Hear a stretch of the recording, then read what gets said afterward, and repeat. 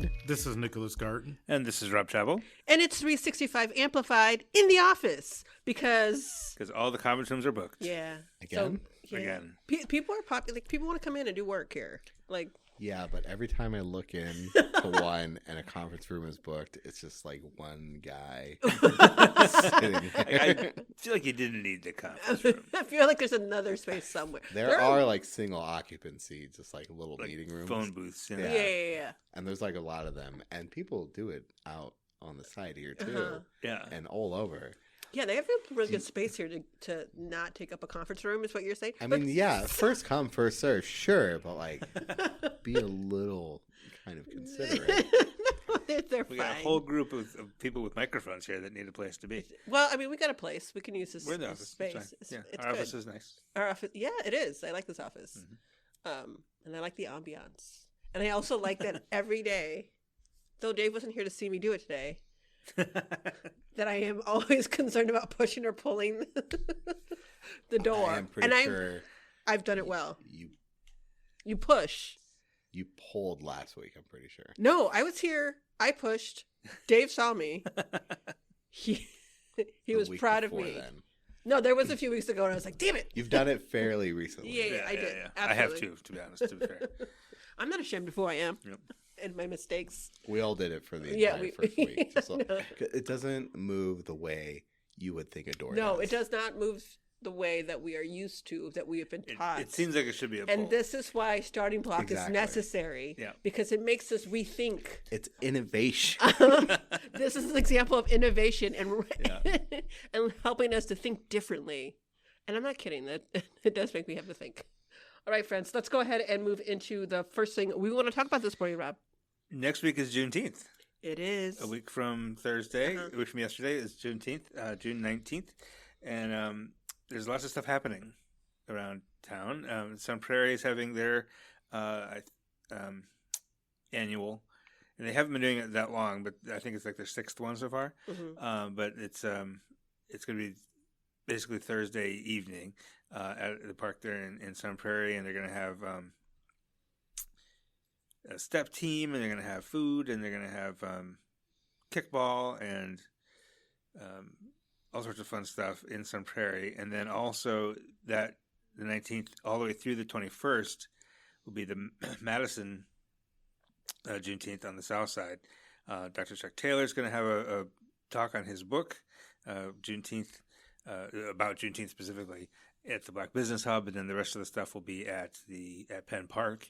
There'll be the annual parade on Saturday, and all sorts of other stuff. So we have all of that up at Madison365.org. We'll link to all those event pages and stuff too, so you can get ready. But it's the 160th anniversary of the original Juneteenth this week, which is, I think people know what that is, don't they? Yeah, I think so. Yeah, at least our listeners do. Our listeners know it. Yeah, and it became kind of a holiday in 2020. When all that was going on, and people and institutions and governments started to recognize it as an important day to remember and recognize, and so it kind of became a day off for a lot of folks. And I wonder if that's still the case. I feel like it has faded somewhat. Iowa has been celebrating Juneteenth much longer than everywhere else. Really? Just throwing it out there. As like an official day Yeah. off? Really? Mm-hmm. That's They call it Neighbors Day, though. It's the same thing. Oh, that's interesting. It's about, celebrating your black neighbors. I don't understand the name. It is just Juneteenth. They just call it a different thing. Oh, okay. I feel like there's something that we can challenge there. It is. Because I have I have some questions The look on your face about when how it says Neighbors Day. authentic you all are. That was priceless, Mike. Look, I'm gonna tell you all. That feels like an All Lives Matter day. Yeah. No. It is very specifically Juneteenth. I don't know why they called it Neighbors Day. But I have I'm an just idea. saying, liberal paradise beaten by Iowa I again. mean, I know there's this town in Texas that claims they've been doing it for 160 years. Yeah. Like That's a where small it town. Started. Mhm. Yeah. But I don't remember. Neighbors Day just feels something It lands differently, y'all. Yeah. Galveston, Texas. Mm-hmm. No, there's Where another it's- one. Mexico? Claims that it's been doing it like a year longer than everybody else has. Okay. Or something like that.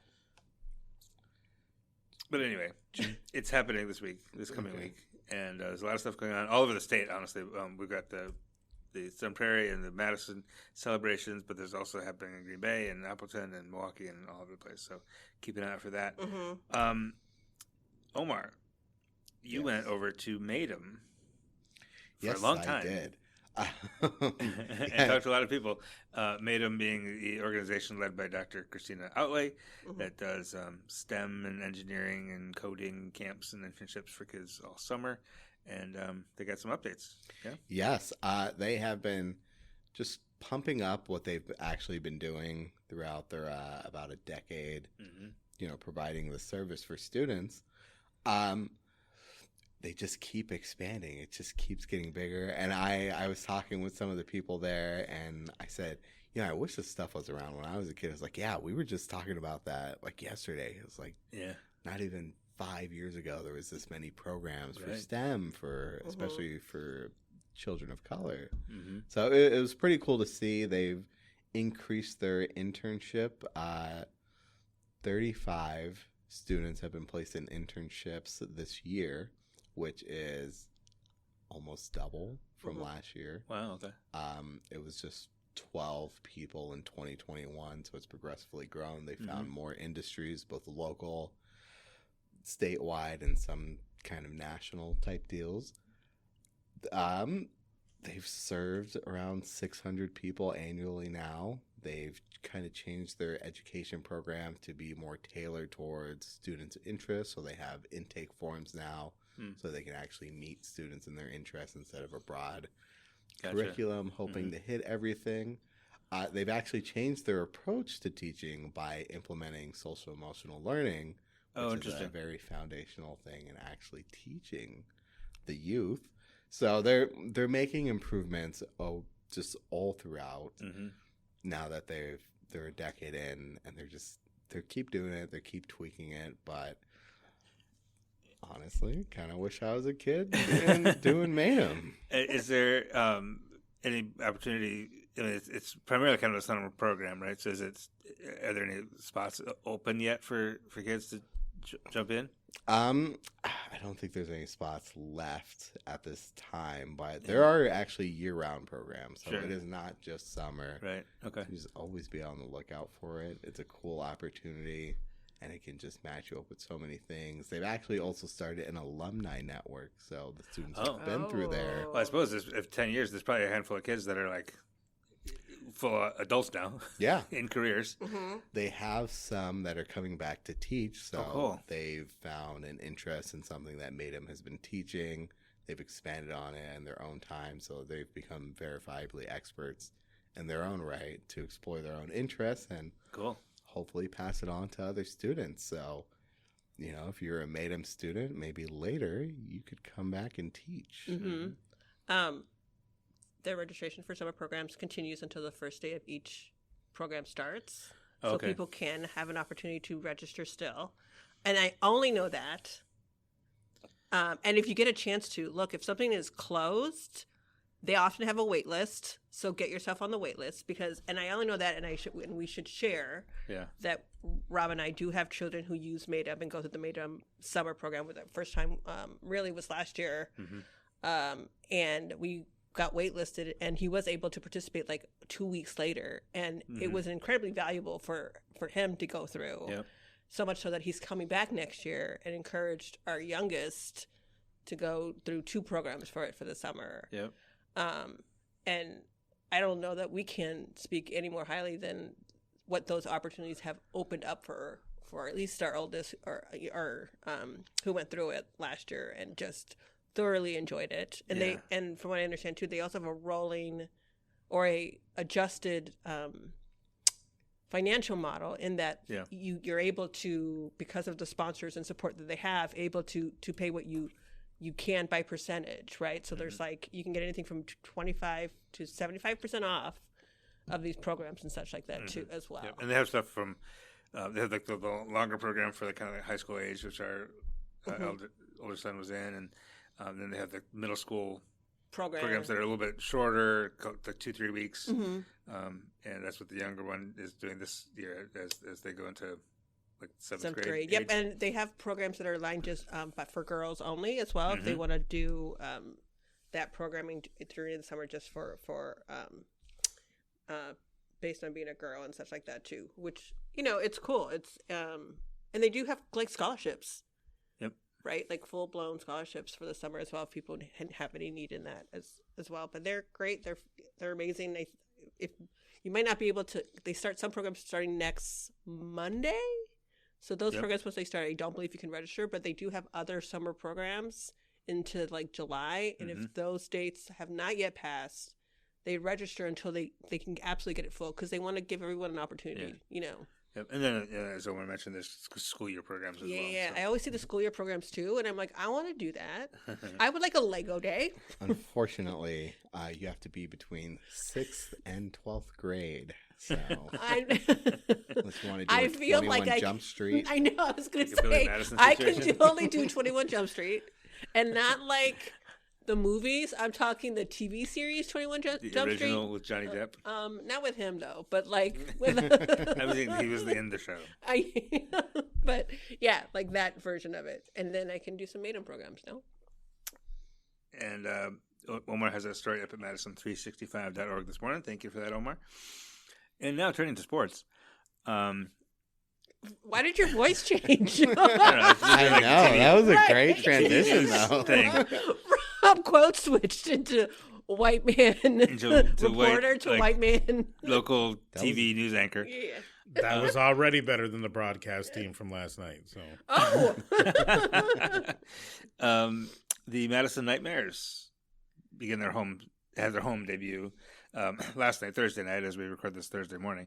They actually had their first game Wednesday night, and they beat Wausau 14-12. That's a wild softball game.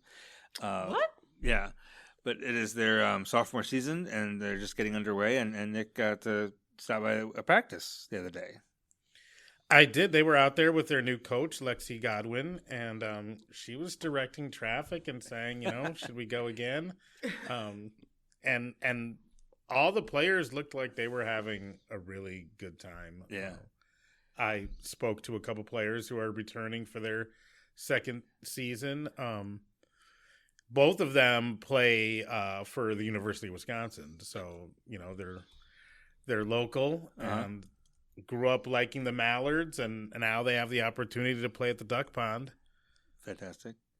And we went to a couple of games last year, both of which it rained both of the times we went, so maybe we shouldn't go anymore. But right, the rain every time. But it was really fun because you have the sort of the Mallards ambiance, right, and the crowd and everything, and it was pretty fantastic. And they have a tiny horse that they bring out, which was also great. But it was really fun because a good portion of the crowd was like their parents. Which is, as a sports parent, I could, you still go into your kids' games when they're 21, and being good sports parents, Yeah, being very supportive always. But yeah, it's fun. You should check out. It's a good time. It's not an expensive night out, and we love Mallards, and Mallards are in their 25th anniversary season now, and the Nightmares are in their second. The league only has 5 teams. Expanded to 5. It had 4 last year, so everybody made the playoffs last year, and the Nightmares lost in the semifinals in kind of heartbreaking fashion. But then they added Wausau this year, so now it sounds like there's one team that won't make the playoffs.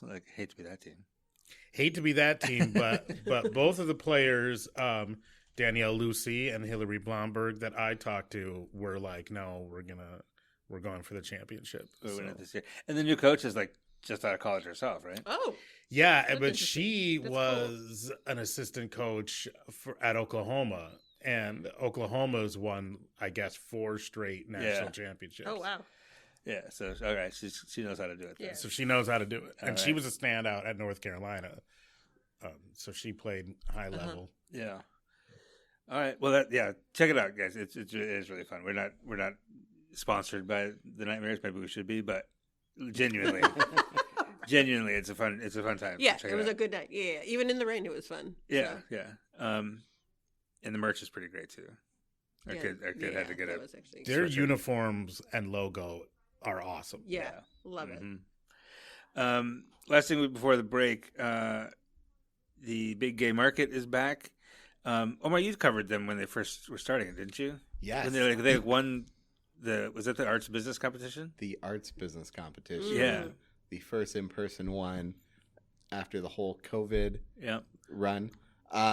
Yeah, it just keeps getting bigger and bigger. Yeah. They were college kids basically, and did that arts business competition and won that 3 years ago, 2023 maybe. Yeah, 3 arts business competitions ago. Okay, and now they're doing their third event at the Alliant Energy Center. Like that's how big it's gotten. Is that their third one at the Alliance? Yeah. Oh, wow. Yeah, it's their first ever. That's gonna be 3 days. Yes. This weekend, the 13th, 14th, and 15th. There's literally hundreds of vendors, all with either LGBT-owned businesses or allies, or LGBTQ Chamber of Commerce is going to be there. And in addition to just the vendors and the businesses, they're going to have there's an improv comedy group called Black and Funny coming, and then there's going to be then the next morning it's going to be Queer and Funny as another improv comedy group.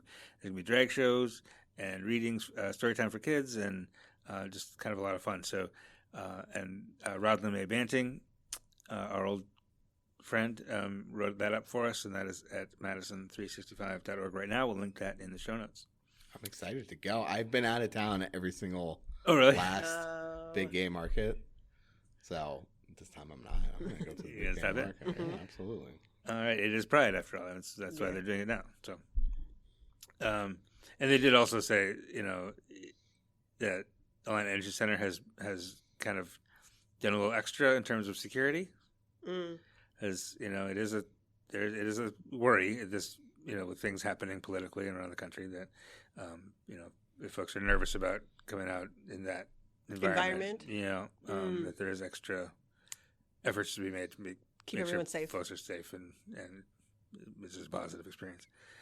I think we'll take a break, and when we come back, American Players Theater staff will be here talking about the death of Chuck Brown and some other stuff.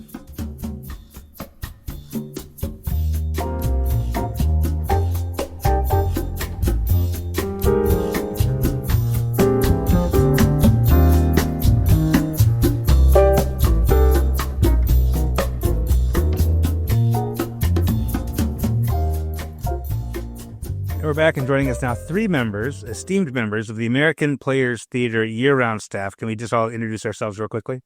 My name is Anna Gonzalez. I'm the Community Engagement Coordinator. Hi, everyone. My name is Alys Dickerson, and I am an Artistic Associate. I'm Patty Heaston, and I'm the Communications Coordinator. And thank you all so much for being here. Thank you for joining us. We're speaking on the occasion of sort of the beginning of a new season. Correct. Right? Is that correct? And there's been some intentional work in the last several years to kind of diversify and engage different audiences and communities at APT, and also to kind of engage the Madison market maybe a little bit more intentionally. Is that fair to say? Absolutely, it is. Now, I'd love to hear just, for those of us who have been around a while and understand APT as the place your English class takes you for a field trip to see some Shakespeare in the outdoors. That was my introduction to APT back in about 1990 or so. What's APT today? How is it different than that?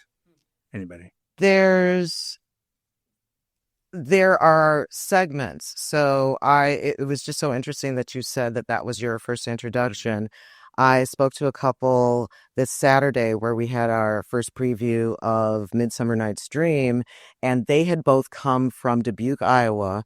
Their first experience separately had been with their high schools, and now they're together as a couple, and then they came up for Midsummer. His first was Hamlet, and hers was, I believe, the Scottish play. So it was just, there's still that. We have a really strong and vital school program that happens in the fall. So that's kind of where we get them hooked and pull them in. Alys not only is our associate artistic director, but she was involved quite a bit in education, which involved her going out to schools all over the state with our education director, David Daniel, who also happens to be directing Midsummer, to draw more students in, but speak to them in their setting. So that's part of who our audience is. And then the other part is very much you know, your contemporaries, the people who started in high school and now are bringing their children or their cousins or their nieces and nephews. And then Anna has made an incredible push in the Madison area to bring in an audience that is reflecting some of the changes that we're bringing on stage or have been bringing on stage for quite some time. So since I don't actually work in theater, is it okay for me to say the name of the Scottish play? Just for people who don't know, that it's called Macbeth, and it was a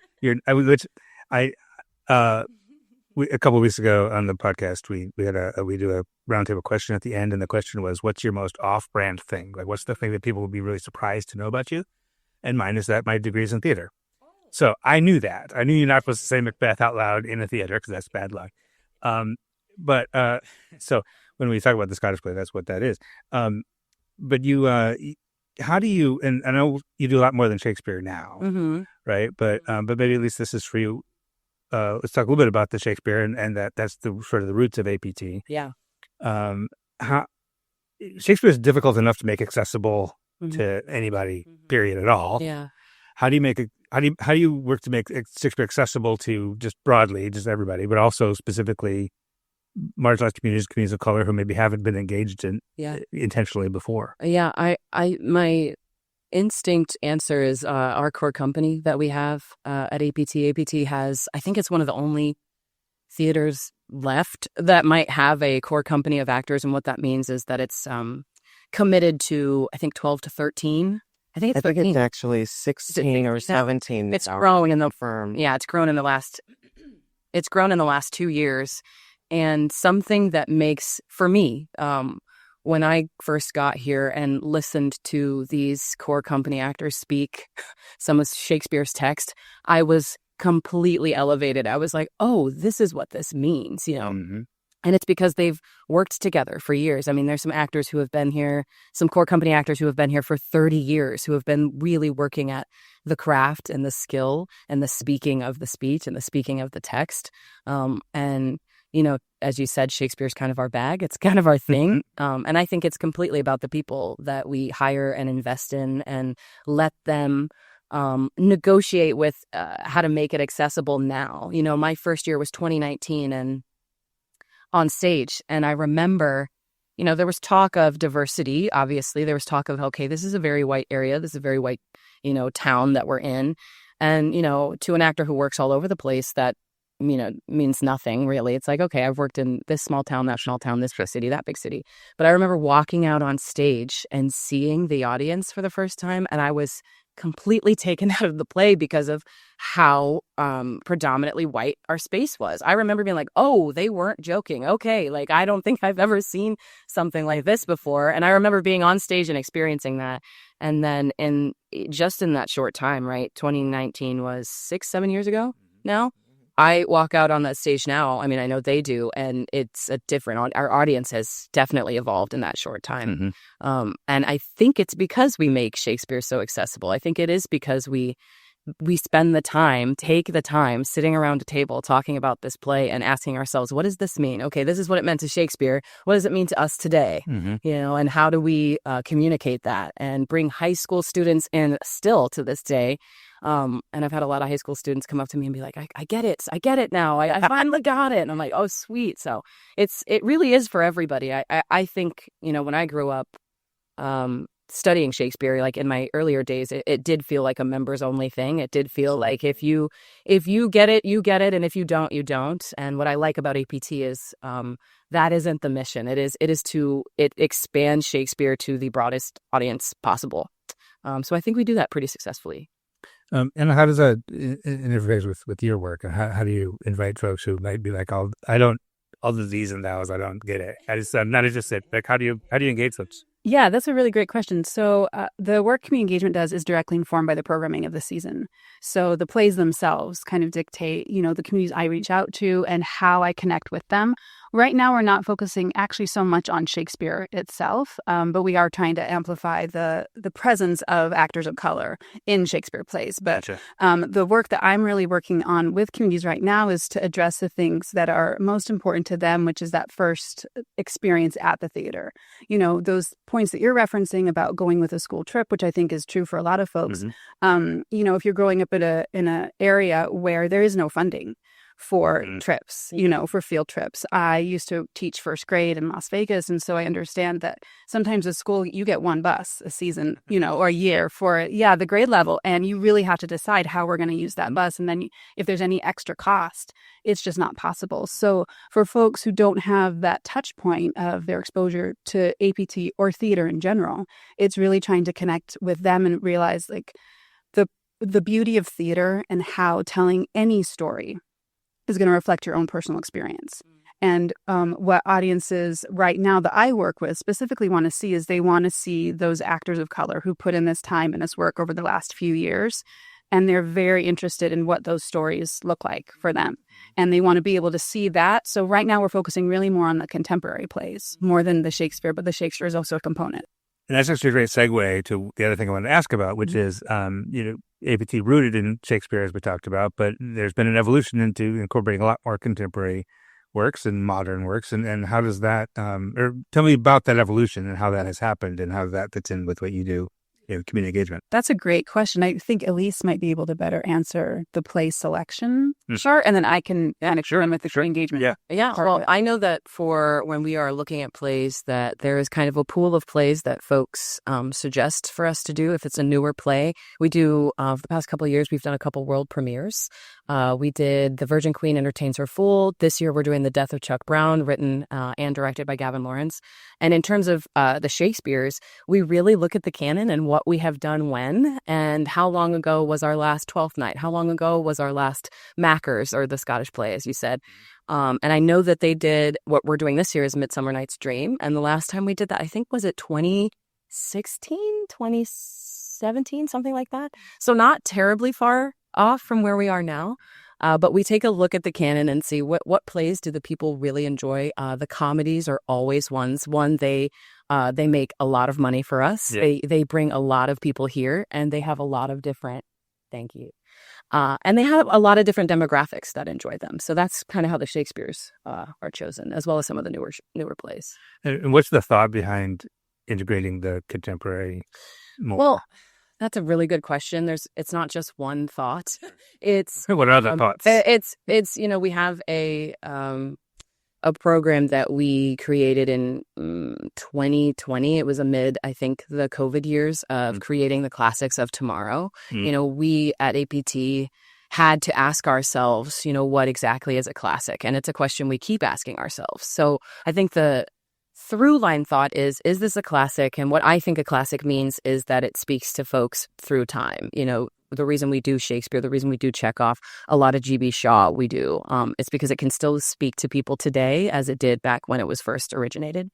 So we look at plays that have the potential to do that.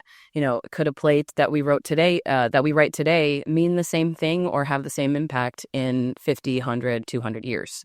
So we really do look at it like, could this be considered a classic, and could it be timeless? And that's not an easy question to answer. So we have a lot of conversations with newer actors, a lot of conversations with super seasoned actors and audiences, which I think is where, Anna comes in and kind of gets the feedback. What are we interested in learning? What are we interested? What is the time now? And do we choose a play for the time now, or do we choose a play to laugh? Do we need to laugh right now? Which is something I think we all need to do. Yeah. So yeah, that was a roundabout way of that. And Anna, how do you work on connecting folks with those newer plays? Yeah. So looking at this season, it tends to be the contemporary plays that we're talking about right now, something like The Death of Chuck Brown. So looking at Gavin Lawrence and the work that he's done at APT and the touch points, when we're talking about those things that folks say like, oh, I know APT because I went here and I saw this. Folks in the communities that I'm working with do those same things specifically with the actors of color. Like, oh, I know Gavin. He was in Fences. He did Raising the Sun. He directed August Wilson's Ma Rainey's Black Bottom last year. So it really, for me, the work sort of starts with the actors themselves, especially if we're talking about contemporary play that is maybe less well known. August Wilson is August Wilson. Yeah, so for sure. That's a little bit different. But with something like The Death of Chuck Brown, it's kind of starting with that conversation of, this is a new work that Gavin has been working on. Here's what it means to him. Here are the themes of the play. And it's that connection that folks feel to the actors in particular that really helps get them those first couple of experiences. And ultimately, the goal is to make sure that anyone coming with community engagement connections feels really comfortable and confident seeing any play, that they're going to know who's on stage, they're going to know what it's about. But I think, again, it's planting those seeds right now, which is really centered around the actors themselves. And then it starts to broaden out to the play choices. And then it becomes, oh, well, this person is interested in this play. And so now I want to come see them next year or the following years. So you mentioned Gavin Lawrence. He's been kind of a key player in all this, right? As a core company member, as a director now, and yeah. And so tell us about the Death of Chuck Brown and this. What is that show, and why is it important for the season? Anybody? It started as Winter Words, which is another way that we kind of test out whether or not we're going to bring something to the stage. It's a program that allows us to bring in an audience in the winter. So usually it is at the end of February and the beginning of March, and it's a succession of Mondays, 4 of them. 2 years ago, the year that I started, I think, my first Winter Words, The Death of Chuck Brown was read during Winter Words, which was a phenomenal kind of introduction to our audience. Then Gavin worked with our artistic director, Brenda DeVita, to develop that play. The play went through workshop last August, and now they're in rehearsals for premiere in the Touchstone. Their preview will be is it tomorrow? No, it's the 24th. Yeah, it's 24th later in June. Yes. Yeah. Can I give a little blurb about what it's about? Yes, please. So I won't give it away. It's really an excellent play. It is about the relationship between a father and a son, and it's set in a barbershop. And it is the year 2012 through, I think, 2014, 2012. And the gentrification of DC is happening. This neighborhood is completely transitioning, and it is chaos. And I think one of the big themes of the play is, progression is great and evolution is great, but it shouldn't be at the exclusion of the Black American family, which is what's happening in this neighborhood. And you get to see some of the greatest actors working. We have David Allen Anderson, Cedric Young, introducing Jonathan Gardner, who's also in this play, Nathan Barlow, etc. It's a really stacked cast. We have Shariba Rivers from Chicago. I hope I'm not missing anybody. But it's truly, truly lovely. Oh, and our core company, Josh Krause, our core company member Josh Krause, is also in that play. It's lovely. It really is. I think this is a special time for APT to be doing this play, and I think it's a special time for Gavin to be at the helm of this play. Excuse me. Bless you. Bless you. So you can cut those out. No, it's that. Here. And you're having tell me about the event that's happening at the Black Business Hub, specifically around this play, right? Yes, we are having an event on Friday, June 13th at the Black Business Hub. This is what we're calling a community dialogue. So last year, we actually sort of alpha tested some programming, community engagement programming that is specifically informed by the plays during the season.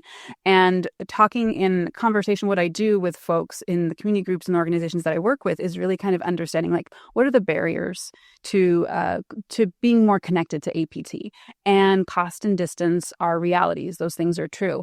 And so what we're trying to do is, again, like where we started the conversation, of have those preliminary experiences, that exposure to APT. If you didn't get it in middle school or high school, how can we sort of recreate that type of experience where you're getting a really supportive environment to be introduced to theater? And we did that last year with August Wilson's Ma Rainey's Black Bottom, and it was really successful. It was definitely smaller. And so we were just kind of testing to see, was there an interest in it? Did it feel like it was a good fit for the season? Did it feel like it was a good fit for the actors? And we decided it was. And so now we're working on kind of expanding that and making it a little bit bigger. And we partnered with the Black Business Hub. So we're going to be in the 4th floor in that really beautiful event space. And we have almost the entire cast. Just about the entire cast. Yeah. Yes. And Gavin, the assistant director, and then also a voice and text coach, which kind of touches a little bit on what Alys was talking about, the language and making Shakespeare understandable. Every one of our shows is assigned a voice and text coach to really examine the language of all of the plays to make sure that they're accessible to everybody. And that doesn't prove to be a barrier for the groups that Anna is working really hard to bring in. Yeah. And so the idea is to introduce all of those folks, the work that they do, and to help show how intentional all of these choices are in play selection. It's not just putting on a play. It's really thinking about what reflects the times that we're in, and then also, too, what's going to have an impact for the audience. And so this is a really great introduction to that. And so this particular event is definitely geared towards the Black community in Madison, because this is a Black community play. Yeah. That's the whole point of the play. That's really the theme that it's about. So again, it's not to just say, hey, there are Black actors here. It's no, the story in this play is really going to connect with what you're experiencing. It's going to connect to your lives. And again, it's using theater and storytelling in this beautiful way that AP does as a way to come into community together, to start conversation, and then to get folks to feel like they really have a firm understanding about what the experience is going to be, and feel really confident when they then come to APT to see Chuck Brown on stage. Yeah. And I think that what Patty was talking about, the winter words that got to happen, primed an entire audience for the now production of this play. So there's a group of folks who saw this in, I guess, pre-production is what you would call it, who are now just as excited, and not just Black folks, like truly, like across the board, folks who want to come in and see what this play is going to mean to them and how the audience is going to respond. I think that everyone's geared up for that. And I just want to put a pin in one thing you said. That when I was in school, it's 30 years ago now, colorblind casting was the whole thing, right? Which felt super progressive at the time, and now is super problematic, right? Like and what you're saying is that these aren't actors who have to be Black. Yeah. These are Black actors in a play that is rooted in and about Blackness. Yes, and I think that's what's so amazing, because this is a play that is by, for, and including, that Black experience, that there's a very, very specific story that Gavin wanted to tell, that he's had a lot of time working with APT to tell, and then having all of these other Black artists come together and then help build up that story. So yeah, I think that's a really great point, that I think it's okay to say this is a Black story, and it's also a universal story. It's really accessible. Yeah. It doesn't mean it's exclusive of white people or anything like that, but it is. And setting in a barbershop is that's intentional. Yeah, very sure, right? That's part of it. That's so important culturally. One thing I just want to ask, you mentioned distance, and Madison has a pretty thriving theater scene here. What is it that gets people to drive the 40 minutes or 45 minutes, whatever it is, out to Spring Green? The community. Yeah. Really, and not the community of Spring Green, but the community that has been developed and really etched into that theater bowl over the last 46 years. There's an incredibly special feeling when you are out at APT, and those first couple of times you're looking around and seeing people who come out hours beforehand to do picnicking or to interact with other people, and you're wondering, well, what is this? And you feel at the first couple of times, you feel like you're kind of on the outside because you're not sure. This is a new experience for you. And then it just takes that one time, and then you develop your own traditions, and you really do. It's sitting up the hill in that theater and then looking across from your seat and seeing somebody else across from you and knowing that you're about to experience this amazing work of art. These are incredibly talented actors at the top of their game. It's that's a special feeling. And, it really does help that your phones don't work out there. It really does help that, you're kind of stripped of all of the crutches that you have in the quote unquote real world. And it's only a 45-minute drive straight out. And that's part of the experience too. You get stuck in traffic and you're, raising your fist, and then all of a sudden everybody's turning left on the C, and then everybody's turning left into the brand new paved parking lot. And then you're all looking at each other knowing that you're going to have this incredible experience. And the distance is part of that experience. And it doesn't go fast. It doesn't go slow. Yeah. It really is something that all of a sudden you're there. Mm-hmm. And then by the time you get back home to Madison, most of the shows that I've seen was when I was living in Madison. I live even further out now. You're home in no time because you're still absorbing what it is you just experienced. It's not just watching a play. It's an entire experience. Yeah, and sort of the act of removing yourself from the city and going somewhere else to then be transported further. Yeah. It immerses you. Yeah. And you also have the indoor space as well now, which wasn't there when I was a kid, but there is something kind of special about seeing a show outdoors. Oh, absolutely. Right? I mean, I think that, and just piggybacking off what Patty said, I think a lot of the APT's legacy is what brings people out here. I've heard a denominator story I've heard is, oh, my parents used to bring me here, and now I bring my kids here. Yeah. And hopefully they will bring their kids here. We're not a new theater. I think we're kind of in our preteen kind of years right now. Like, we are established, and we were so established that we could make an indoor space. And I like that we have an indoor space because it means there's more opportunity, one, for shows to get seen, but also for people who maybe don't like sitting outside in the bugs while they watch a show, who maybe like the air conditioning. We have an audience of all ages. Sure. So I like that we like to accommodate for a lot of different people, different folks.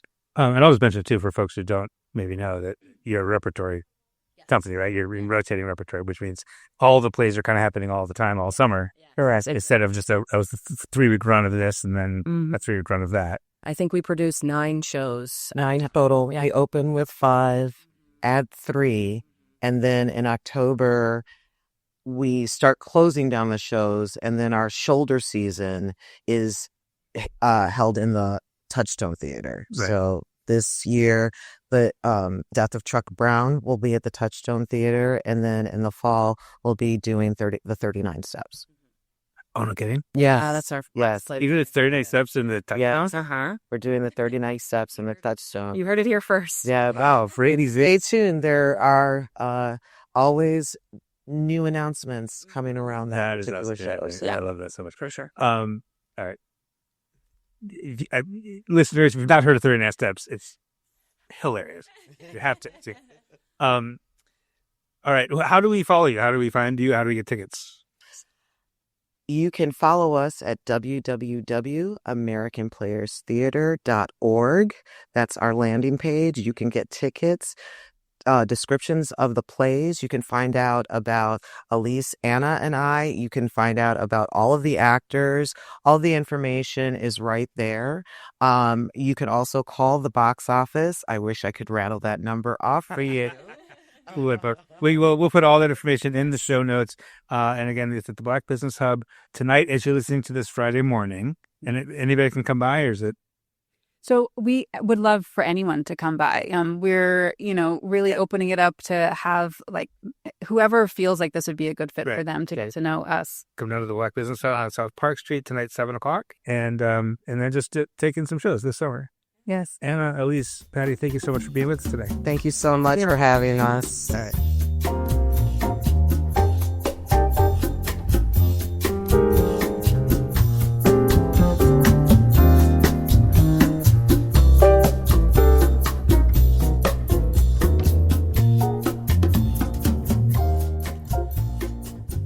Thanks again to Alys and Anna and Patty for that. Again, that event is tonight if you listen to this Friday. And there's another event coming up too, right, Omar, that we didn't even talk about with the staff, but that you talked with them about after I talked to them. A whole different play. A very new, exciting play. Anna in the Tropics is the first Latino written play to be on the actual main stage for American Players Theater in an all Latino cast. Cool. Featuring Melissa Pereira, who is the first Latina member of the core cast also. All right. For Americans Players Theater. And they are hyping it up. Yeah. All throughout July, the first weekend of July, they will have a event to kind of meet the cast, talk about the play, the various influences and whatnot. Coming back is also American Players Theater's Robert Ramirez, who was a longtime director there and now a educator in New York, I believe. But he is coming back specifically for this play. Oh, cool. So it's a whole very exciting round for everyone. And yeah, they're just going to have a lot of events throughout all of July. The actual first day of the play, the first show, is August 1st at 8 p.m. So they are going to be hyping it up. Yeah. And they're doing something with Loud, right? The Latinos Organizing for Understanding and Development. Yes, it's with Loud and Centro Hispano. Okay. It's actually going to be at Centro Hispano at night. And it's going to be later in July, right? It's going to be the first Saturday of July. Okay. All right. So we'll have more on that as it approaches. Thanks for that. And we're going to finish strong with our questions. Stephanie, what is it? Okay, so I had another question, but you all were whiny about it because it sounded too similar to a previous one. Basically the same question. Okay, we can argue semantics, and I can argue semantics for a very long time, but we don't have time for that on this episode. So the question now is, I forgot what it was. Oh, no, there it is. Who or what would replace you if you were removed from your role in life? Go ahead. I already had it. My middle niece, my favorite niece, because I am an uncle and I'm allowed to have a favorite. My kids. Malaya. Imagine me, but long curly hair and a 9-year-old little girl. Yeah, so cuter. Exact same person. Debatable. Exact same personality. Yeah. But in the package of a child. Mm-hmm. Yeah, my answer would be our youngest. Yes. Because Amelia has my attitude. Yes. But younger and smaller with a squeakier voice. At every bit of the sarcasm and the what? Say it. Finish it. The wit. The charm. Though they are much better at telling me, like, I can't fight everybody. Like, they tell me, like, you can't, like, no, you can't. Choose your battles. Yes, you can. Yeah, they are very, and I say, bet. Is that a challenge? Yeah, like, what do you mean? How dare you? But they might be a more mature me. At 12? Yeah. Yeah. Maybe. At 12? They'll grow out of it. Yes, overall. They'll grow out of it. Yeah. Quickly. I want to say the person who'd replace me is the dude from The Big Lebowski. No. But he's probably way cooler than me. So I think I don't even think that he doesn't do enough. Like, you don't sit still like that. Like, well, that's what I was going to say. The person from that movie who probably actually would replace me is Donnie, the nervous little twitchy friend. I don't think you do that. Who dies of a heart attack. Okay. While bowling. Oh, wow, Rob. So, why are you forecasting? Rob is dark. Jeff Bridges plays the dude in every movie he's in, whether it's The Big Lebowski or not. Kind of, yeah. Yeah, he's and you're just not as mellow as that man is. No. As I say, I want to be, but I'm actually Donnie. When in doubt. Nick? It could, and I originally thought it said Black Cat, and then Rob's like, I know Amelia. I'm like, oh, yeah. I have no market correction. I am the market correction. But, I mean, that's tough. I would say that the closest person I know to me is actually just this youngster I know named Caden. So I would say that someday he will go into. He'll blossom into the next Nick. Right. Awesome. All right, y'all. We'll be back next week. 365 Amplified is produced and edited by me, Rob Chappell, and is a production of 365 Media Foundation, a nonprofit, local, independent media organization in Madison, Wisconsin. Wherever you're listening to this right now, hit the subscribe or follow button to get new episodes every Friday. And between episodes, get your latest news at madison365.org and follow us on Blue Sky, Facebook, Instagram, LinkedIn, and Threads. Wherever you get your news, we'll be there.